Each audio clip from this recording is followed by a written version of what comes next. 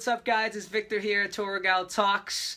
Today, we're coming in with an episode, and we're going to be talking to UFC fighter Jimmie Rivera. Jimmie's a young, up-and-coming fighter, one of the best fighters in the UFC right now. He's actually already the number 5 ranked Bantamweight in the world, already holding up wins against Pedro Munoz, Yuri Alcantara, and Uriah Faber, which was actually his last win. He's getting ready for another big fight against Thomas Almeida on July 22nd on UFC Fight Night on Fox. So we caught up with Jimmie on his way to training, and we talked to him a little bit. Hopefully you guys enjoy it. Let's get to the interview. This is Victor with Torgal Talks. First, we're talking here with Jimmie Rivera, number 5 ranked UFC fighter in the Bantamweight division. He's getting ready for a big fight against Thomas Almeida on July 22nd in New York. And he's going to be just talking a little bit about what's going on in his life and what's going on next, preparing for the fight. And we're going to get to know Jimmie a little bit more and just get his name out there a little bit more for everybody. So Jimmie, you are from New Jersey, correct? Yes, from Jersey. Jersey. Are you from Puerto Rico? Is your family from Puerto Rico? My father's Puerto Rican, my mother's Italian. Mother's so Italian. I'm 50-50. Okay, perfect. And you had your pro debut back in 2008, still with the amazing record of 20-1 overall, 4-0 in the UFC with some big wins. You haven't had any easy fights in the UFC so far. But looking at all the records of all the guys that you fought so far, I mean, everybody except for Marcus Brimage actually has over a 500 record in the UFC, which is pretty impressive. Yeah, and they're still here. They're still doing well too. Yeah. Both of them actually. Pedro Munoz and Alcantara actually had their last 2 fights with both submission finishes as well. So definitely some great competition there for you. Definitely haven't fought any easy fight anyways.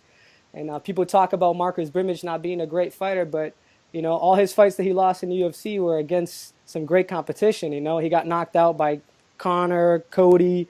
And by you, he didn't lose to him, just any random UFC fighter. He lost to, the 2 of the hottest fighters right now, maybe another 3rd one right now with another win with Thomas Almeida, getting your name out there.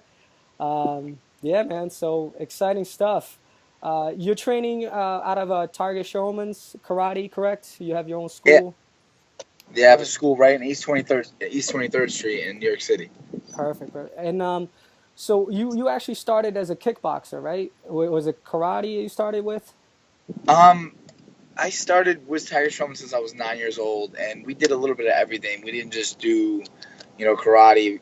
It was called karate, but we were doing kickboxing, and we were doing, no-gi, jiu-jitsu, and we just had different names for it. And I've been doing it ever since I was a kid, and it's been going really well.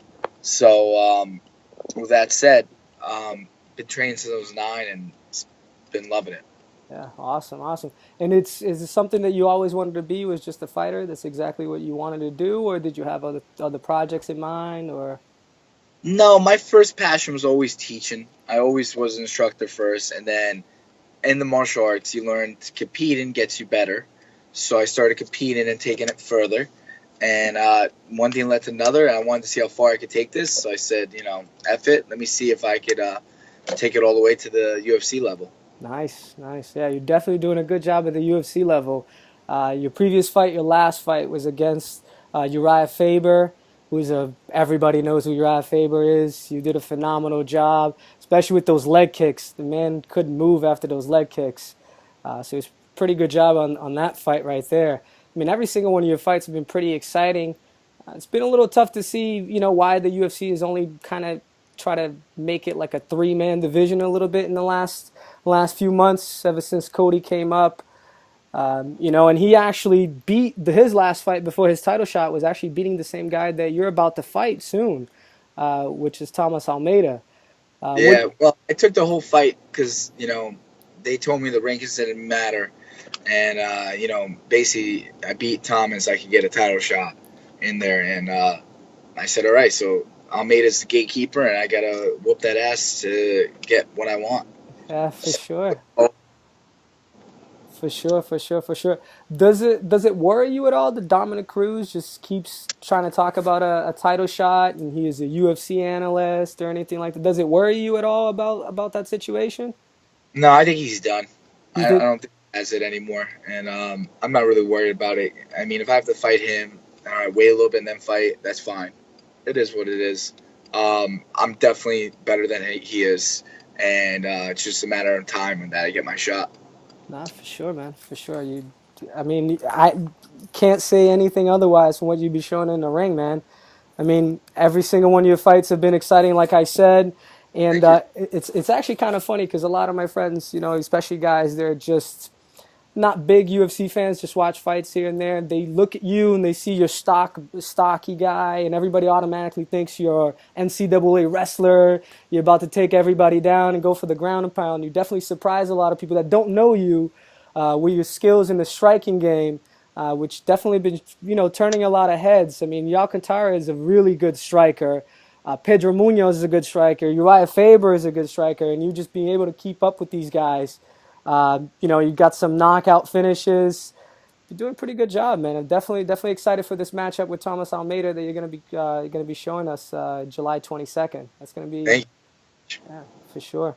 Um, do you do any other martial art? Like, do you do Brazilian Jiu Jitsu with the gi at all? Are you ranked in Brazilian Jiu I Jitsu? do it. He's not practical. I mean, I teach.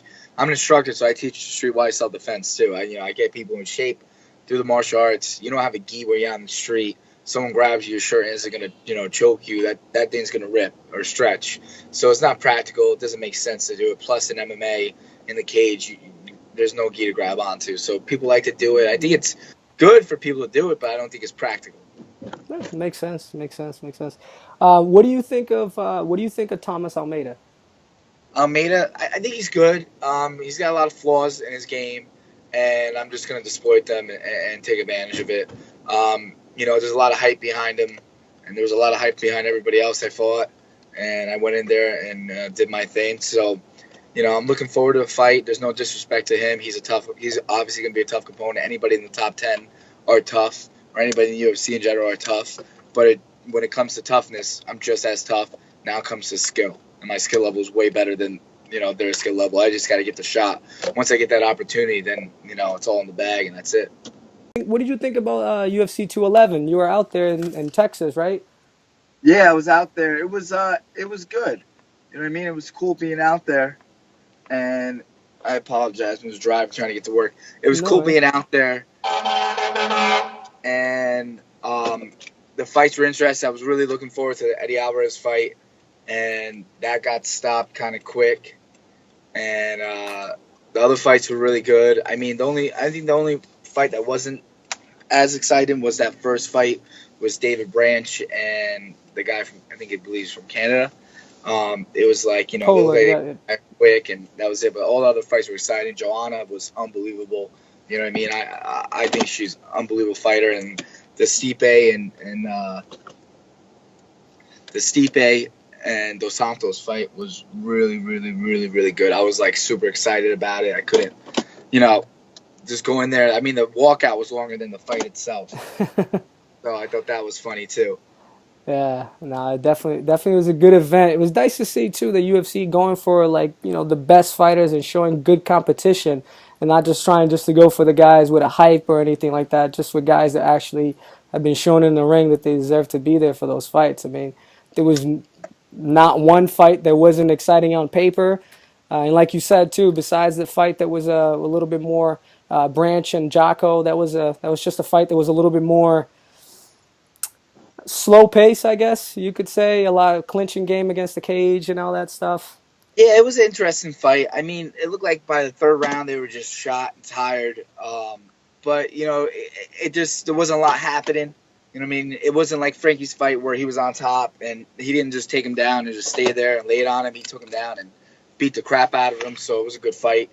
It was definitely a good fight. So yeah, it was a little slower pace. It is what it is. Yeah, yeah, it's true, true.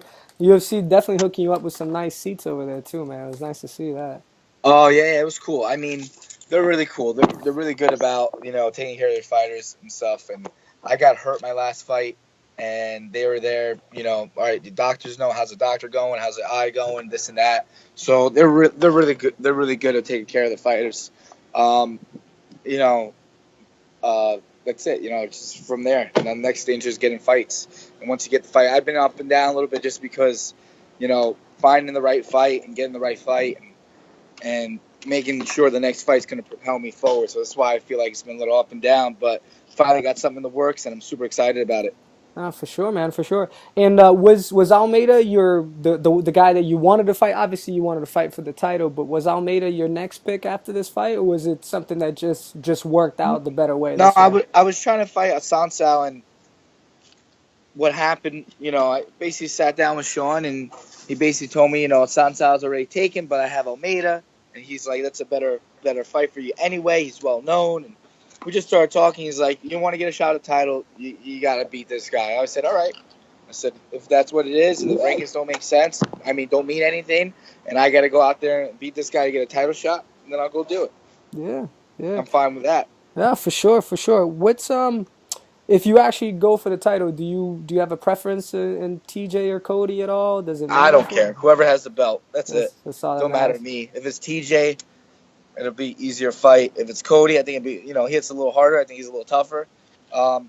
If it's Cruz, he can't box for his life. So either one would be good. Yeah, I actually saw your workout with TJ. I saw some highlights online and stuff like that. It was pretty good, man. How long ago was that? That was like 3 years ago. That was right before or right after the Ultimate Fighter, either before the finale or right after the finale, somewhere around those lines. And I got to go out in Milwaukee because my teammate was in the fight card. He was fighting Tim Elliott at the time, and I got to go out there and got to train with Faber and TJ and just around with them. And I thought these guys were unbelievable, but I was on the same level. So when that happened, it was like a wake up call. I'm like, all right, these guys they're not better than I am. I could definitely take them and run with this and get in the UFC. So it was a wake-up call. It was definitely a confidence booster. And after that, I was like, you know what? I'm going to go in there and I'm going to do my thing, and I'm going to take that belt. Yeah, man. Yeah, for sure. And do you have a dream fight that you want to fight in the UFC? Is there one guy that you look forward to fighting eventually, or is it just... I think I had my dream fight. I grew up in this sport, and I was way younger than Faber. And I got to watch him up and come, and I got to watch him do his thing, and he really put a mark on the 135 weight class. And to be able to fight him and beat him, I think that was I'm going to have to say that's my dream fight. I guess my other dream fight is winning the belt, obviously, but like to fight someone like an opponent in my weight class was definitely Faber. It was definitely kind of dream fight, being able to watch someone fight someone you looked up to and watch them growing up. And to be able to beat him, it's really cool. It's unbelievable. Yeah. What do you think it separates you from all the other fighters in your division? What makes you just the best fighter in the division in your mind?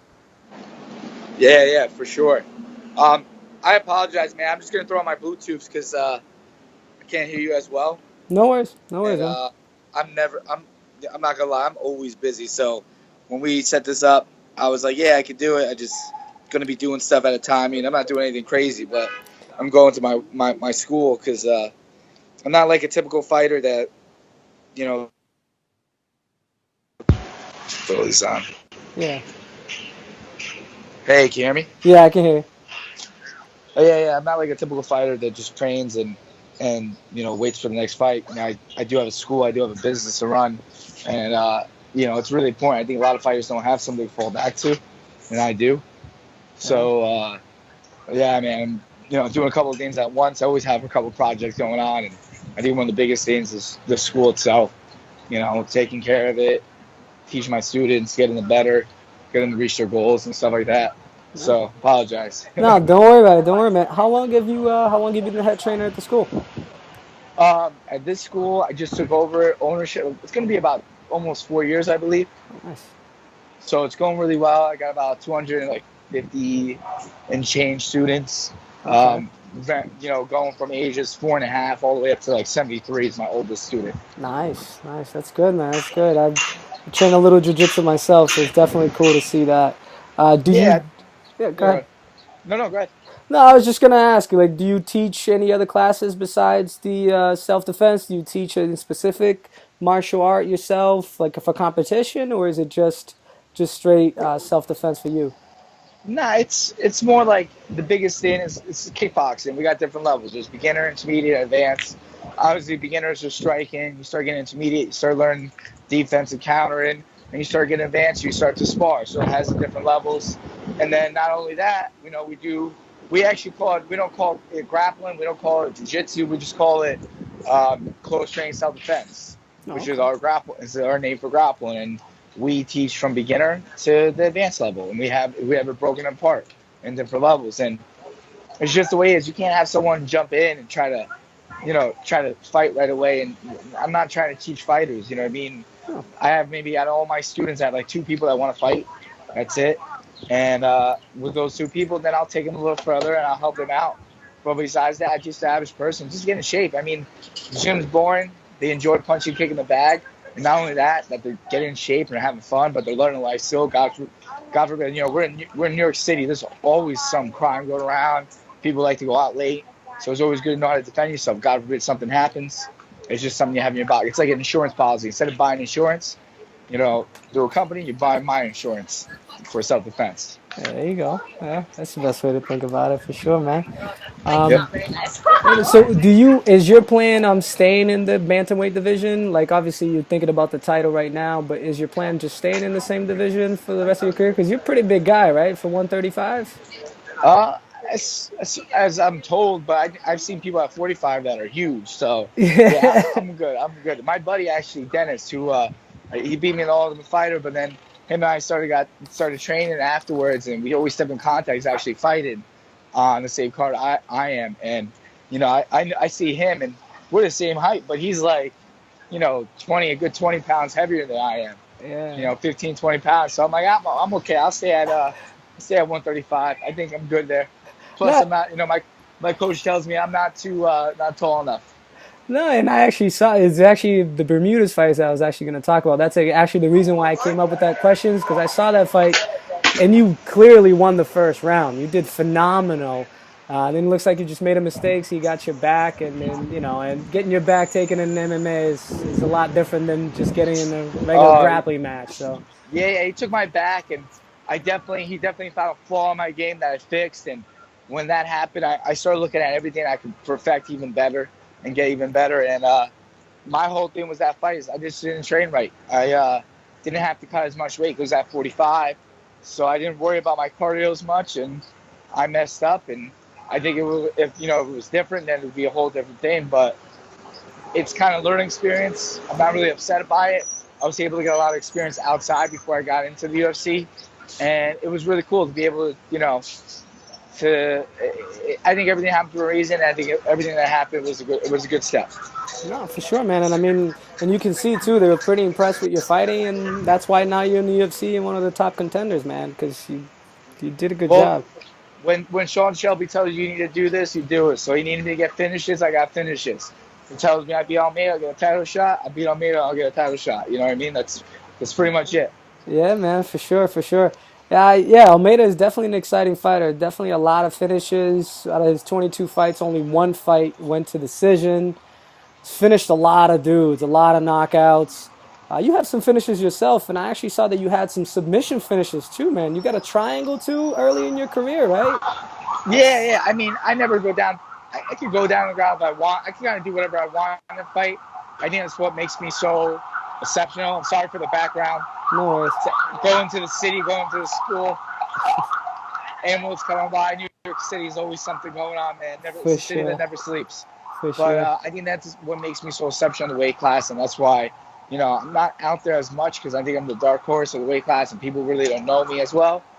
But I'm able to take the fight wherever I want. So I know I made a want this fight, and Sean was like, this is a better step and the next step to get closer to the belt. I just don't, you gotta watch what you ask for. You know what I mean? And that's Yeah. the only thing I can tell him because it's, I'm looking forward to this, and if I'm getting a title shot after this, and it's getting me closer, then I'm working extra hard for it. For sure, man, for sure. Yeah, definitely excited for this fight, man. This is gonna be. It looks like a good card already. You got Wyman fighting against Gastelum in the main event, correct? In Yep. this event, so that's gonna be pretty cool. I know they're still trying to, talk about some fights they're gonna be put out. I think they have like 4 fights already set up for that event. I think they haven't really said what's on main event, at least that I saw, anyways. You may know a little bit more than I do. And I know they're setting stuff up. It's kind of hard because they usually get something going like the last 2 months before a fight. You still got some time. It's not even 2 months out yet. yeah.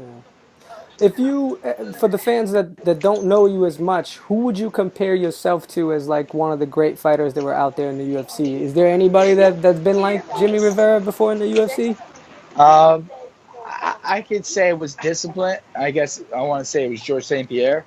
Fighting style, I think my striking is better than his striking, but I'm able to break. It might not be a brawl. All the casual fan always wants to see a brawl, and it might not be a brawl, but it's definitely be a very technical bout, and I think that's where I'm exceptional about. I guess you can compare myself as a GSP. I don't really, at the beginning when I started, I was very humble. Now I'm like, I'll always speak my mind. I'll never try to be cocky about. I'm definitely be confident in what I say because I believe in what I say, and I'm going to back it up too as well. So I guess I'm going to have to go with GSP if I had to compare someone. Yeah. Is he your favorite fighter? Yeah, he's definitely one of my favorite fighters. I like how hardworking he was, and I just put his head down and worked, and he had discipline. And, he really defended his belt. He really did well while he was there, and he's looking to come back, and should be interesting when he does come back. Another question too, just to think, because I was actually thinking of this because of your point. And what do you think of the UFC canceling his fight and putting Yo in there to fight? Because you per se, Cody kind of just jumped over you. Yeah, he's the hottest name, and now he won the title, so everybody thinks he's the great fighter and everything. But he didn't really beat anybody ranked or anything like that until Almeida. And He had easy fights all the way too. I think his toughest fight even was Almeida. I think his toughest fight was Cruz. To be yeah, honest with you, with that said, I think that was his toughest fight. Almeida would be definitely his second toughest fight, but his first toughest fight in his whole career was Cruz. And I don't think he jumped over me. He was ahead of me already, but he was able to get that shot, and good for him. The whole GSP cancel that fight. I mean, I'm not against it at all. I mean, if he's not ready, then put someone in that's ready. And GSP came back, and he tried to jump over people that were ahead of him, like Yoel Romero. And I'm kind of glad that the fight Yoel Romero is going to get his chance down because, it kind of sucks in a way. Like you just beat whoever beat the last fight. Can't remember. Now you can say you're getting a title fight, and then all of a sudden GSP comes back and it skips it. I mean, there's probably more behind it. I don't know what's behind the whole backstory, but what I see from the outside and what the fans know is that much. But it is what it is. I think it's great. It's great. Well, it's going to fight, and GSP can't. Well, GSP will come back in a couple months and fight. Yeah. Yo actually knocked out Chris Wyman with a flying knee. That was his last fight. That's who it was. Wyman. Yeah. I forgot who it was. Yeah, I mean, be honest with you, man. If there was a few times I was scared of somebody when I saw them fight, it was definitely that time. That flying knee was scary. That thing coming at you full blast like that's tough. Yeah, it was definitely for sure. Yeah, man. I mean, also wanted to talk to you about actually what I was going to talk to you about. Actually, what do you think? I actually pulled this up before. Thomas Almeida definitely has a lot of hype. Sometimes actually people outside actually may know his name better than you, and he hasn't beaten anybody that's over 500 in the UFC yet. If you actually looked up his record, which I think is kind of crazy. I think your name should have been out there a little bit more. Maybe maybe people say this means kicking your ass a little bit more, but for sure, having to fight a guy that hasn't beaten anybody over 500 to get a title shot, it's a little bit tough for you, especially with what you've been doing already in the ring. So, yeah, I mean, it's okay. I think it's not his fault. I think I just need to get a little more push in social media, and I need to speak my mind a little bit more. I'm very too humble when it comes down to it, and I think after this fight, people are gonna know my name better. For sure. What do you think? If your prediction on this fight, what would you predict? You predict a finish in this fight? What are you thinking? I'm going to try to finish this fight. knockout or submission, one of the two. I could take it down to the ground. I could keep it standing. I could kind of do whatever I want in this fight. So means that I'm really gonna know what's coming because I'm gonna mix it up and I'm gonna have some fun. Thank you very No much problem. for your time, man. I definitely want to do this again with you if you have some time. I really Sure. appreciate your time and everything. We'll talk to you a little bit more later on. Maybe get you closer to the fight if we can.